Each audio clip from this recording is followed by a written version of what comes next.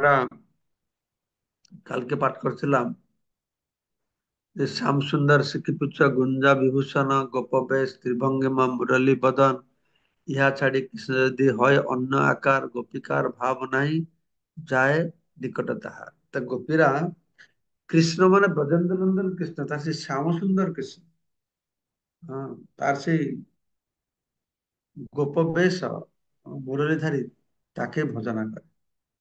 তো সেই সম্পর্কে শ্রীল কৃষ্ণদাস কবিরাজ গোস্বামী, রূপ গোস্বামী কিন্তু ললিত মাধব থেকে একটি শ্লোক উদ্ধৃত করছেন। বলা হচ্ছে, গোপীনাং পশুপেন্দ্র নন্দন জুষ ভাবস্য কন্তাং কৃতি कहताम कृति विज्ञात विज्ञातुम क्षमते दुरह पदवी संसारिणी ऋण प्रक्रिया आविष्कुर्वती वैष्णवीम अपि तनु तस्मिन् भुजैर्जिष्णुभिः जासं हन्त चतुर्भिः अद्भुत तरुचि রাগোদয় কুঞ্চতি। এই শ্লোকের অর্থ হচ্ছে, অনুবাদ হচ্ছে, এক সময় শ্রীকৃষ্ণ কৌতুক সহকারে তার অপূর্ব সুন্দর চতুর্ভুজ নারায়ণ মূর্তি প্রকাশ করে। অত্যন্ত সুন্দর সেই রূপ দর্শন করে গোপিকাদের অনুরাগ সংকুচিত হয়। তাই নন্দনন্দন শ্রীকৃষ্ণের প্রতি অনন্য ভাবযুক্ত গোপিকাদের প্রেমের মহিমা, আহ, অনন্য ভাব, যে প্রেম, তার মহিমা বিদগ্ধ পণ্ডিতেরা হৃদয়ঙ্গম করতে পারে না। শ্রীকৃষ্ণের প্রতি পরম রস সমন্বিত গোপিকাদের ভাব সব চাইতে নিগূঢ় পারমার্থিক রহস্য। কেন বলা হলো না, কৃষ্ণের সেই দ্বিভুজ মুরলীধারী শ্যামসুন্দর গোপবেশ, সেই কৃষ্ণ যদি চতুর্ভুজ নারায়ণ রূপে আসবে, তাতে গোপীরা সন্তুষ্ট, একই লোক, গোপীরা সন্তুষ্ট হবে না। নারায়ণ রূপে আসে দূরে থাকুক, কৃষ্ণ তো কৃষ্ণ রূপেই আসছে কুরুক্ষেত্রে, তবুও তারা সন্তুষ্ট হয় না। রাসলীলায় ভগবান কৃষ্ণ অন্তর্ধান হয়ে গেছেন, গোপীরা খুঁজছে, ঘুরে ঘুরে খুঁজছে, খুব ব্যাকুলিত হচ্ছে, উপরে বসে বসে নারায়ণ দেখছে যে গোপীদের অবস্থা। তো নারায়ণ চিন্তা করছেন, আরে কৃষ্ণ কি করছে, এই গোপীদের কত কষ্ট দিচ্ছে, এই হৃদয়টা কত কঠোর। তো নারায়ণ চিন্তা করছেন যে ঠিক আছে, আমি তো এক স্বরূপে কৃষ্ণ, এক স্বরূপে নারায়ণ, এরা তো এমনি আমাকে খুঁজছে, তা আমি দর্শন দিলে ওরা হয়তো একটু শান্ত হয়ে যাবে। তো নারায়ণ এসে সেখানে পৌঁছে গেছে, অর্থাৎ কৃষ্ণই নারায়ণ রূপে নিজেকে প্রকাশ করেছেন। ভাবছে যে আমাকে পেলে, আমি তো কৃষ্ণ, আমাকে পেলে হয়ে যাবে।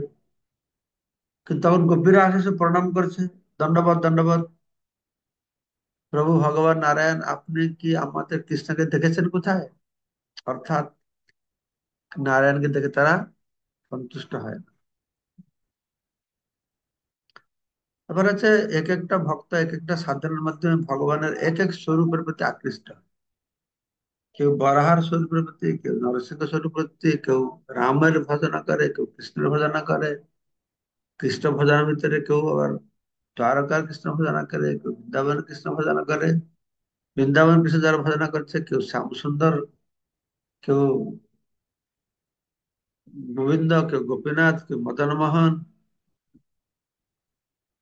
এই অনন্ত ভাবে, অনন্ত ভাব দিয়ে ভগবান অনন্ত স্বরূপের ভক্ত উপাসনা করে। আর ভক্তের ভক্তি অনুসারে ভগবান সেই রূপ তাকে প্রকট করেন।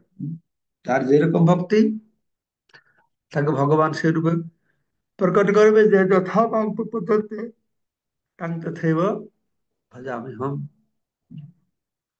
এটি ললিত মাধব থেকে। গোপীনাং গোপীনাং পশুপেন্দ্র নন্দন যশ।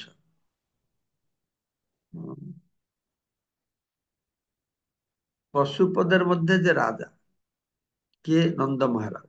পশুপেন্দ্র, পশু মানে গাভী, মহিষ, এরা সব পোষত, তাই পশুপেন্দ্র বলা আছে।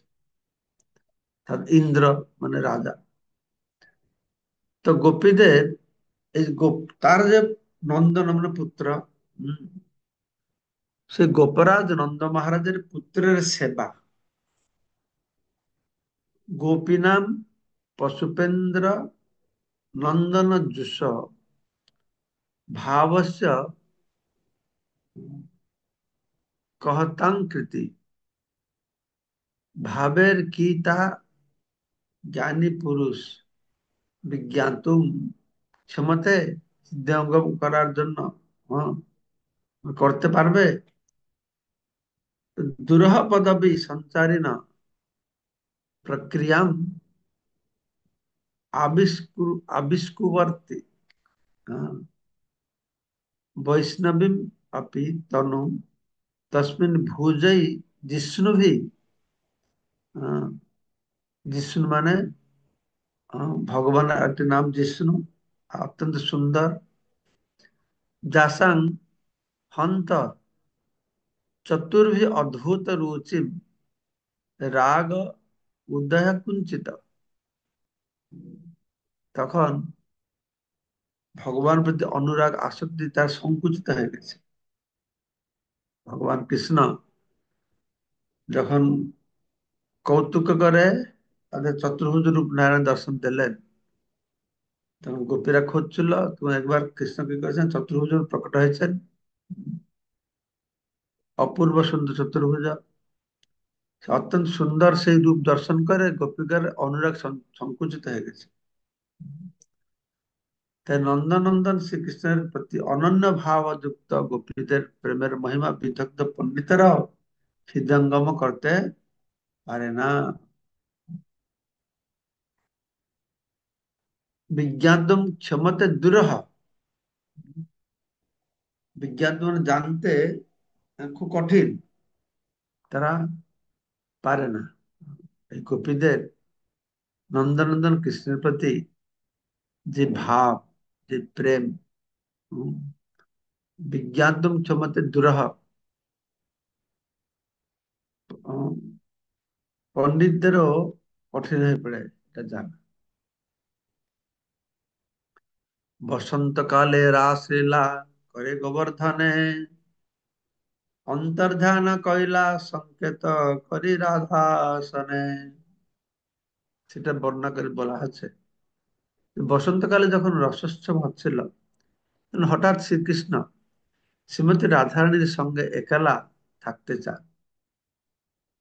এই ইঙ্গিত দিয়ে তিনি সেখান থেকে অন্তর্হিত হয়ে যান। নিভৃত নিকুঞ্জে বসি দেখে রাধার বাট, অন্বেষিতে আইলা তাহা গোপিকার ঠাট। নিভৃত কুঞ্জে বসে শ্রীকৃষ্ণ শ্রীমতী রাধারানীর আসার অপেক্ষা করেছিলেন। তো তখন তাকে অন্বেষণ করতে করতে গোপিকারা দল সেখানে এসে উপস্থিত হল।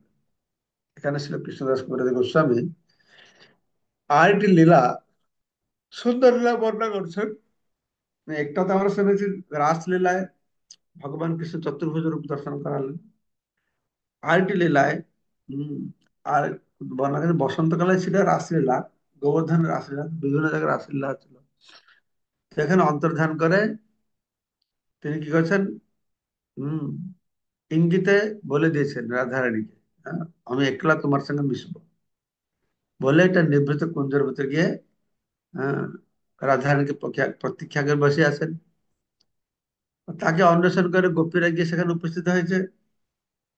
দূর হইতে কৃষ্ণ দেখি বলে গোপীগণ, এই দেখো কুঞ্জের ভিতে ব্রজেন্দ্র নন্দন। দূর থেকে তো গোপীরা তাকে দেখতে পেরেছে, এই দেখো দেখো কুঞ্জের ভিতরে ব্রজেন্দ্র নন্দন কৃষ্ণ বসে আছেন। গোপীগণ দেখি কৃষ্ণের হইল সাধ্যস, লুকাইতে নারিল ভয়ে হইল বিবশ। গোপিকাদের দেখে আর লুকিয়ে থাকতে না পেরে কৃষ্ণ ভয়ে বিবশা হলেন। তো গোপিকাদেরকে দেখে দিয়েছেন কৃষ্ণ তো এসেছে একা রাধারানীর সঙ্গে মিশবে, গোপিকারা অন্য সঙ্গে খুঁজে ফেলেছে। তো তখন তিনি কি করেছেন না, তার দেখলো যে গোপীরা দেখে ফেলেছে, তখন চতুর্ভুজ রূপ ধারণ করে ফেলেছে। চতুর্ভুজ মূর্তি ধরি আছে না বসিয়া, কৃষ্ণ দেখি গোপী কহে নিকটে আসিয়া। কৃষ্ণ তখন চতুর্ভুজ নারায়ণের মূর্তি ধারণ করে এখানে বসে রইলেন। কাছে এসে কৃষ্ণকে দেখে গোপিকারা তখন বললেন, এহ কৃষ্ণ নহে ইহ নারায়ণ মূর্তি, এত বলি তারে সবে করে নত নতি স্তুতি। তখন তার মধ্যে, না এই তো কৃষ্ণ রে, এ তো ভগবান নারায়ণ, নমস্কার নমস্কার দণ্ডবত, নমো নারায়ণ নমো নারায়ণ, নমো নারায়ণ দেব করহ প্রসাদ, কৃষ্ণ সঙ্গ দেহ মর গুচাহ বিষাদ। তারা বলছে, হে নারায়ণ, আমাদের প্রতি কৃপা করো, আমাদের দুঃখ থেকে দূর করো, বিরহ বেদনা, উম, আমাদের কৃষ্ণ সঙ্গ কি করে লাভ পাবো, সেটা আমাদেরকে ঠিক করে দাও। নারায়ণ কাছে ভগবান বলে প্রার্থনা করছে। কৃষ্ণকে তো তারা ভগবান বলে জানে না, আহ, তো নারায়ণকে ভগবান বলে তারা পূজা করে। গোপিকারা চতুর্ভুজ নারায়ণ মূর্তি থেকে সন্তুষ্ট হননি, তবুও তারা পরমেশ্বর ভগবানকে শ্রদ্ধা নিবেদন করেছিলেন এবং শ্রীকৃষ্ণের সঙ্গ লাভের আশীর্বাদ তার কাছে প্রার্থনা করেছিলেন। এমনই ছিল ব্রজ গোপিকাদের কৃষ্ণানুরাগ। এত বলে নমস্কারী গেলা গোপীগণ, হেন কালে রাধা আসি দিলা ধরে সব। তো সেখানে তো চতুর্ভুজ রূপ ধারণ করে বসে আছেন, গোপীকেরা আসে প্রণাম প্রণাম করে প্রার্থনা করে চলে গেল, যে এটা তো আমাদের কৃষ্ণ নয়, এটা নারায়ণ ভগবান। তারপর তারা চলে যাবে, রাধারানী পৌঁছে গেছে। রাধা দেখি কৃষ্ণ তারে হাস্য করিতে, সেই চতুর্ভুজ মূর্তি চাহে না রাখিতে। যখন রাধারানী এসেছে, রাধারানীকে দেখে একটু কৌতুক করবার জন্য, মজা করার জন্য কৃষ্ণ তার সেই চতুর্ভুজ রূপকে ধরে রেখেছেন। হ্যাঁ। লুকাইয়া দুই ভুজ রাধার অগ্রতে, বহু যত্ন কহিলা কৃষ্ণ নারিল রাখিতে। তো শ্রীমতী রাধারানীর সামনে কৃষ্ণ তার দ্বিভুজ রূপ লুকিয়ে রাখতে চেষ্টা করেছেন। লুকাইয়া দুই ভুজ রাধার অগ্রতে মানে তার দ্বিভুজ রূপকে লুকিয়ে রাখতে চেষ্টা করেছেন। বহু যত্ন কইলা, কিন্তু সে পারে না। রাধার বিশুদ্ধ ভাবের অচিন্ত প্রভাব, যে কৃষ্ণের করাইলা দ্বিভুজ স্বভাব। তো রাধারানীর সঙ্গে মজা করতে কৃষ্ণ চতুর্ভুজ রূপ দেখিয়েছিল, গোপীরা তো আসলো, নমস্কার টমস্কার চলে গেল। কিন্তু রাধারানীর প্রেম কত প্রবল ছিল যে কৃষ্ণ পর্যন্ত তার চতুর্ভুজ রূপকে ধরে রাখতে পারলো না, জবরদস্ত তার সে দ্বিভুজ রূপ প্রকাশ পেয়ে গেছে। হ্যাঁ, ভক্তের প্রেম অত প্রচন্ড তীব্র, সে ভগবান নিজেকে লুকিয়ে রাখতে পারে না, তিনি সর্বসমর্থ হয়েও তিনি অসমর্থ হয়ে থাকেন। তো সেই সম্পর্কে আরেকটি শ্লোক উজ্জ্বল নীলমণি থেকে উদ্ধৃত করা হয়েছে। রাস রাসারম্ভ বিধৌ নীলীয় বসত কুঞ্জে মৃগাক্ষি গণহি, দৃষ্টি গোপয়িতুম स्वमधुर धिया जा सुष्टु संदर्शिता, राधाया प्रणयस्य हन्त महिमा जस्य श्रिया रक्षितुम, सा शक्या प्रभ विष्णुनापि हरिणं नासि चतुर्बाहुता। শ্লোকে অর্থ বলা আছে অনুবাদ। হুম। রাস নৃত্য আরম্ভ হওয়ার পূর্বে কৌতুক ছলে শ্রীকৃষ্ণ একটি কুঞ্জে লুকিয়ে থাকেন। মৃগনয়না গোপিকারা যখন তাকে খুঁজতে খুঁজতে সেখানে আসে, তখন শ্রীকৃষ্ণ তার প্রখর বুদ্ধিমত্তার দ্বারা নিজেকে লুকিয়ে রাখার জন্য তার অপূর্ব সুন্দর চতুর্ভুজ রূপ ধারণ করে কিন্তু যখন শ্রীমতী রাধারানী সেখানে আসেন, তখন শ্রীকৃষ্ণ বহু চেষ্টা করেও সে চতুর্ভুজ রূপকে রাখতে পারলে না। এমনই হচ্ছে রাধা প্রেমের আশ্চর্য মহিমা। রাস আরম্ভ বিধৌ, রাস নৃত্যের প্রারম্ভে নীলয়া বসতা কুঞ্জে, নীলীয় নীলে সে নীলয় না, নীলীয় নীলীয় বসতা কুঞ্জে। নীলীয় মানে নিজেকে লুকিয়ে রেখেছিলেন কুঞ্জের মধ্যে। তো মৃগা অক্ষিগণ হি দৃষ্ট গোপয়িতুম, মুর্গা অক্ষিগণে, মৃগাক্ষী গোপীগণের দ্বারা দৃষ্ট, দৃষ্ট হয়, গোপীগণরা দেখেছিলেন। গোপয়িতুম, হুম, গোপন করে রেখেছিলেন। গোপা দৃষ্টং গোপয়িতুম, গোপীগণরা দেখলো তার নিজের সুখে লুকিয়ে রেখেছে। স্বম উদ্ধর ধিয়া, হ্যাঁ, স্বম নিজেকে অত্যন্ত বুদ্ধিমত্তা সহকারে, উদ্ধর ধিয়া, ধিয়া মানে বুদ্ধি, যা সুষ্ঠু সন্দর্শিতা রাধায়া প্রণয়স্য হন্ত মহিমা যস্য শ্রিয়া রক্ষিতুম सा शक्य प्रभव विष्णुना अपि हरिणा न आसित चतुर्बाहु, न आसित चतुर्बाहु, চতুর্বাহু চতুর্ভুজ রূপার থাকলো না। সেটা কি হয়েছে না, কৃষ্ণ তার দ্বিভুজ রূপকে দর্শন, এটা একটা উজ্জ্বল নীলমন্দির। সেই ব্রজেশ্বর ইহা জগন্নাথ পিতা, সেই ব্রজেশ্বরী ইহা সচী দেবী মাতা।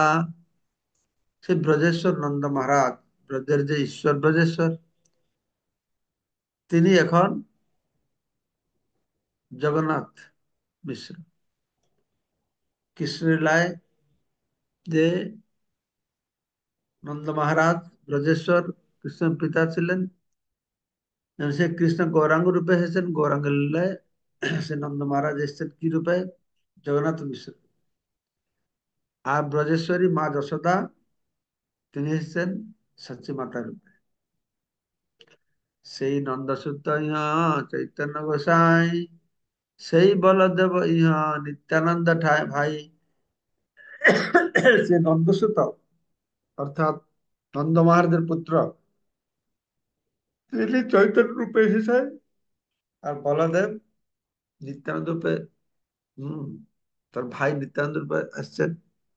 ব্রজেন্দ্র নন্দন যেই সচেষ্ট হইল, সেই বলরাম হইল নিতাই বাৎসল্য দাস্য সখ্য, তিনি ভাবময়, সেই নিত্যানন্দ কৃষ্ণ চৈতন্য সহায়। তো বলরাম কৃষ্ণের সঙ্গে তার তিন প্রকারের ভাব, বাৎসল্য ভাব, দাস্য ভাব, সখ্য ভাব, এই ভাবে তিনি যুক্ত থাকেন। তো এখন তিনি কৃষ্ণ চৈতন্য মহাপ্রভুকে সাহায্য করতে নিত্যানন্দ রূপে এসেছেন। প্রেম ভক্তি দিয়াতে ভাসালো জগতে, তার চরিত্র লোকে না পারে বুঝিতে। ত্রিভুবনকে তিনি প্রেম ভক্তি প্রদান করে প্লাবিত করেছেন। তো সাধারণ মানুষ তার চরিত্রকে বুঝতে পারে না। অদ্বৈত আচার্য গোসাই ভক্ত অবতার, কৃষ্ণ অবতরিয়া কইলা ভক্তির প্রচার। অদ্বৈত আচার্য গোসাই তিনি ভক্ত অবতার, কৃষ্ণকে অবতীর্ণ করিয়ে এই ভক্তি প্রচার করেছেন। পঞ্চতত্ত্বাত্মকম কৃষ্ণ ভক্ত রূপ স্বরূপকম, ভক্তাবতারং ভক্তাখ্যাম নমামি ভক্ত শক্তিকম। এই পাঁচ রূপে যে ভগবান প্রকট হয়েছেন, তার মধ্যে অদ্বৈত আচার্য এটা হচ্ছে ভক্ত অবতার। সখ্য দাস্য দুই ভাব সহজ তাহার, কভু প্রভু করেন তারে গুরু ব্যবহার। তার স্বাভাবিক ভাব ছিল সখ্য আর দাস্য। কিন্তু চৈতন্য মহাপ্রভু কখনো কখনো তাকে গুরুবৎ শ্রদ্ধা করতেন। তো অদ্বৈত আচার্যের মহাপ্রভু ভাব ছিল কিরকম? সখা ভাব, দাস্য ভাব। তো মহাপ্রভু তাকে গুরু মতন দেখতেন। আহ, তো শ্রীবাসাদি যত মহাপ্রভুর ভক্তগণ নিজ নিজ ভাবে করেন চৈতন্য সেবন। পণ্ডিত গোসাই আদি যার যেই রস, সেই সেই রসে প্রভু হেন তার বস। আর শ্রীবাস ঠাকুর তারা সব মহাপ্রভু ভক্তগণ তারা নিজের নিজের ভাবে চৈতন্য সেবা করছেন। হুম। আর গদাধর পণ্ডিত আদি যার যে রস, অদ্বৈত গদাধর শ্রীবাস, স্বরূপ দামোদর, রায় রামানন্দ, রূপ গোস্বামী, হ্যাঁ, এরা সবাই চৈতন্য মহাপ্রভু অন্তরঙ্গ পার্ষদ। তাদের নিজেদের ভাব অনুসারে তারা মহাপ্রভুকে পূজা করতেন, উপাসনা করতেন, দেখতেন। শ্রী চৈতন্য মহাপ্রভু সেই সেই রস অনুসারে তারা বশীভূত হয়। যে যথা মাং প্রপদ্যন্তে তাং তথৈব। যে যেই ভাবে ভক্ত ভগবানের যে যে স্বরূপের উপাসনা করে, সেই স্বরূপের ভগবান তাকে আহ, তার রস অনুসারে ততটুকু তার বশীভূত হয়ে থাকে। তো 296 96 থেকে 301 শ্লোক পর্যন্ত নিত্যানন্দ প্রভু শ্রী অদ্বৈত আহ, আচার্য প্রভু অন্যদের সেবা ভাব পূর্ণরূপে বর্ণিত হয়েছে। স্ব স্ব ভাবের বর্ণনা করে গৌর গণেশের দীপাকায় বর্ণনা করা হয়েছে যে শ্রী চৈতন্য মহাপ্রভু যদিও ভক্ত ভাব অঙ্গীকার করে অবতীর্ণ হয়েছেন, তবু তিনি হচ্ছেন স্বয়ং নন্দনন্দন। তেমনি শ্রী নিত্যানন্দ প্রভু যদিও শ্রী চৈতন্য মহাপ্রভু সহকারী রূপে আবির্ভূত হয়েছেন, তবু তিনি হচ্ছেন স্বয়ং হলধর বলদেব। অদ্বৈতাচার্য প্রভু হচ্ছেন বৈকুণ্ঠ সদাশিবের অবতার। শ্রীবাস ঠাকুর প্রভু ভক্তজন হচ্ছেন তটস্থা শক্তি, আর গদাধর হচ্ছে অন্তরঙ্গা শক্তি। গদাধর অন্তরঙ্গা শক্তি, শ্রীবাস আদি গৌর ভক্ত বৃন্দরা রাজে তটস্থ শক্তি। এইভাবে ভগবান নিজেকে পাঁচ রূপে প্রকাশ করেন। শ্রী চৈতন্য মহাপ্রভু, শ্রী অদ্বৈত প্রভু, শ্রী নিত্যানন্দ প্রভু এরা হচ্ছে বিষ্ণু তত্ত্ব। চৈতন্য হচ্ছেন কৃপা সিন্ধু, তাই তাকে মহাপ্রভু বলে সম্বোধন করা হয়। আর এই দুজনকে আহ আরো মহাপ্রভু দুই প্রধান সহকারী বলা হয়। তাই নিত্যানন্দ অদ্বৈত প্রভুকে নিত্যানন্দ অদ্বৈতকে প্রভু বলে সম্বোধন করা হয়। শ্রী চৈতন্য মহাপ্রভু, নিত্যানন্দ মহাপ্রভু নয়, অদ্বৈত মহাপ্রভু নয়। অদ্বৈত প্রভু, নিত্যানন্দ প্রভু, চৈতন্য মহাপ্রভু, এইভাবেই দুই প্রভু ও এক মহাপ্রভু। গদাধর গোস্বামী হচ্ছেন আদর্শ ব্রাহ্মণ গুরু। শ্রীবাস ঠাকুর হচ্ছেন আদর্শ ব্রাহ্মণ ভক্ত। এই পাঁচজন পঞ্চতত্ত্ব নামে পরিচিত। পাঁচ স্বরূপে ভগবান প্রকট হয়েছে। তো কালকে আমরা 302 নম্বর শ্লোক পাঠ করে সব এইখানে রহিল গ্রন্থ অমৃত লহরী, ভজন বলিয়া সবে বল হরি হরি হরি বল। হরি বল।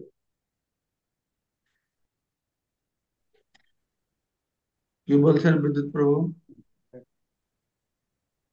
হরে কৃষ্ণ, প্রণাম মহারাজ। মহারাজ, খুব সুন্দর লাগলো আজকের ক্লাসটা। তো বলছিলাম যে যে শ্যাম সুন্দর ত্রিভুজ মুরলীধারী যে ভগবানের রূপটা, এটা কি ভগবানের সঙ্গে ভক্তের প্রীতি বিনিময়ের জন্য কি এটাই সর্বশ্রেষ্ঠ রূপ? কারণ বাস্তবে তো আমরা ভগবান শ্রীকৃষ্ণের বিভিন্ন রকম দেখছি আর কি, ওইটা ছাড়াও অন্যরকম ছবি দেখি সাধারণত। তো তাহলে এটাই কি শ্রেষ্ঠ রূপ? কোনটা শ্রেষ্ঠ রূপ সেটা নির্ভর করে ভক্তের ভাবের উপরে। যে ভাবের ভক্ত তার জন্য শ্রেষ্ঠ রূপ সেইটাই। হনুমানের জন্য কৃষ্ণ আসলে শ্যামসুন্দর আসলেও পাত্তা দেবে না।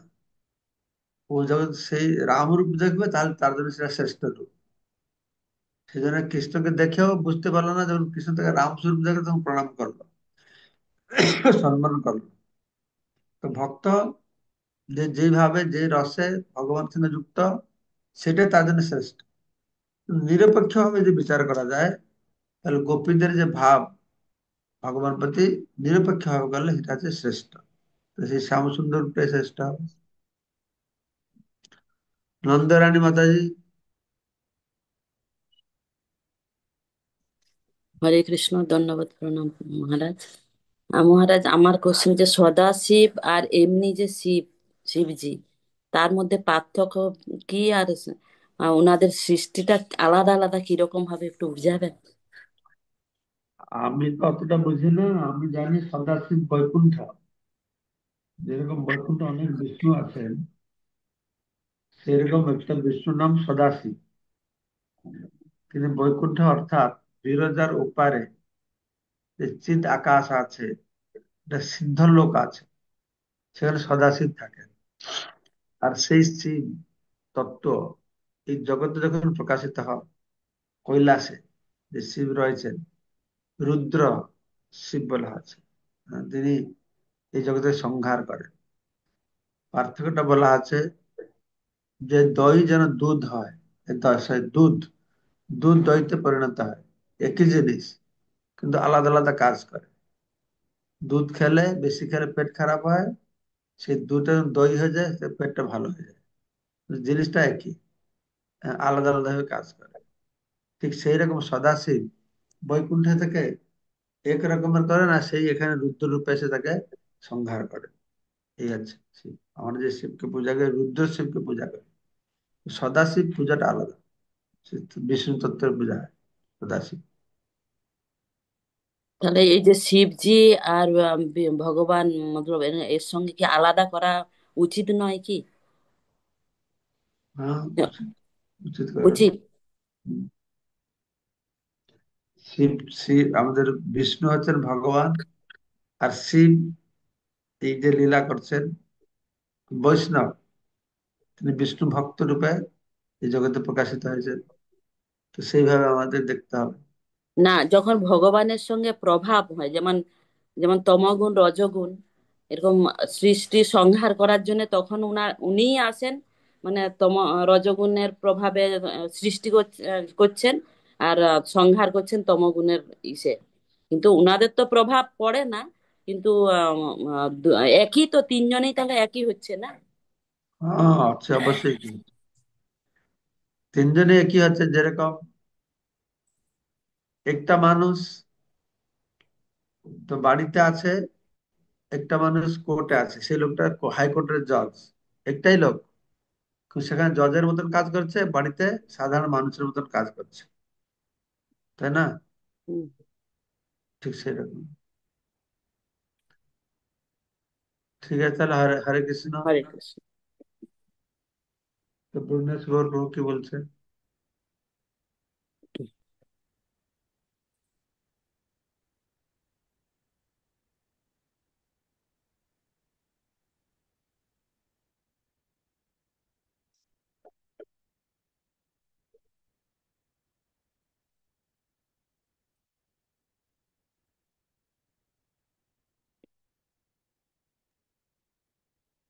আমাদের গুরু প্রভু অনেক করুন। হরে কৃষ্ণ, দণ্ডবাদ প্রণাম মহারাজ। মহারাজ, আমরা তো, আমার যে প্রশ্ন, আমরা তো নিতাই গৌর মহারাজ এখন ঠাকুর বেরিয়ে গেছেন। হরে কৃষ্ণ প্রভু।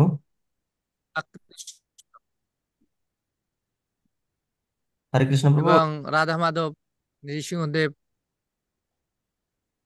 প্রভু মহারাজ এখনই বেরিয়ে গেছেন, কোনো নেটওয়ার্ক হরে ডিস্টার্ব আছে মানে। কৃষ্ণ। আচ্ছা, হরে কৃষ্ণ, ধন্যবাদ।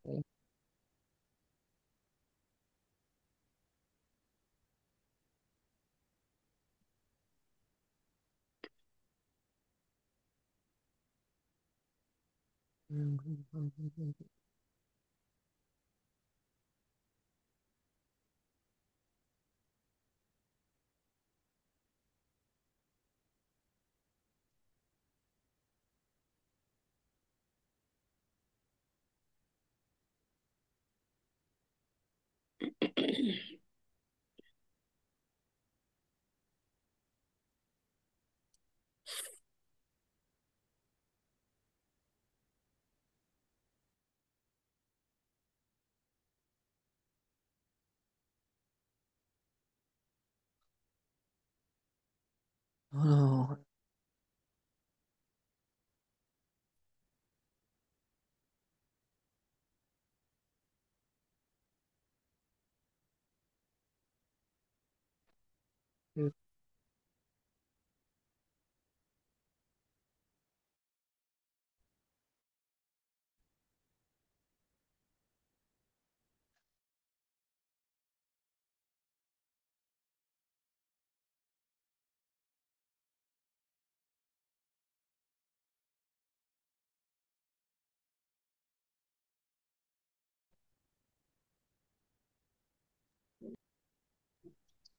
কৃষ্ণ সাগর প্রভু, প্রণাম। ওই মহারাজ বোধহয় আর যুক্ত হবেন না বা এরকম।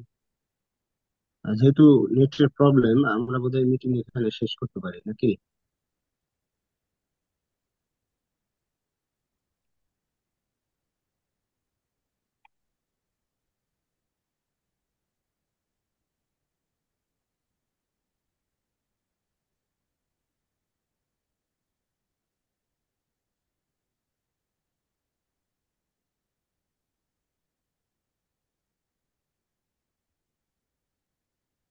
Hare Krishna, Hare Krishna. ঠিক আছে প্রভু, তাহলে আমরা এখানে রাখি আজকে, মহারাজ আর যুক্ত হচ্ছেন না। হ্যাঁ, আমিও কালকে সেটাই বলছি। ক্লাসটা রাখুন এটা। কোশ্চেন হ্যাঁ, করতে হবে। ঠিক। কালকে আপনার প্রশ্ন করুন Sarvatra গণেশগুলো। বাঞ্ছা কল্পতরুভ্যশ্চ ঠিক কৃপা আছে। বাঞ্ছা সিন্ধুভ্যশ্চ কল্পতরুভ্যশ্চ পতিতানাং কৃপা সিন্ধুভ্যেব চ পতিতানাং পাবনেভ্যো বৈষ্ণবেভ্যো নমো নমঃ। पंचाकल्पतरुभ्यश्च हरे कृपा राम राम सिन्धुभ्येव राम च हरे कृष्णा जय पतितानां जय श्री कृष्ण कृष्ण पावनेभ्यो हरे राम चैतन्य हरे वैष्णवेभ्यो राम नित्यानंद राम नमो हरे प्रभु कृष्णा नित्यानंद। जय कृष्ण हरे कृष्णा जय हरे श्री राम राधा हरे की जय, श्री